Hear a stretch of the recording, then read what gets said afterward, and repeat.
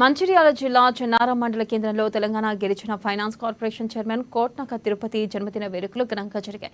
ఈ సందర్భంగా ఎన్ఎస్యుఐ ఆధ్వర్యంలో రక్తదాన శిబిరం నిర్వహించారు. చెన్నారం పట్టణంలో భారీ ర్యాలీ నిర్వహించిన అనంతరం స్థానిక జిల్లా పరిషత్ పాఠశాలలో ఏర్పాటు చేసిన రక్తదాన శిబిరం ప్రాంగణంలో అభిమానుల కోలాహలం మధ్య కోట్నక తిరుపతి కేక్ కట్ చేశారు. తన జన్మదినం సందర్భంగా రక్తదానం చేసిన ఎన్ఎస్యుఐ కార్యకర్తలకు కృతజ్ఞతలు తెలిపారు.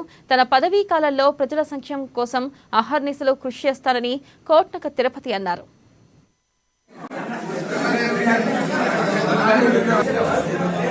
ఆగస్టు 18 నాడు నా జన్మదిన వేడుకలకు వచ్చేసిన నా సోదరులు కన్నదమ్ముల పేరు పేరు ధన్యవాదాలు తెలుపుతూ ఈ కార్యక్రమం ఈ రోజు చెన్నారం మండలంలో పెట్టడం చాలా ఆనందంగా ఉంది.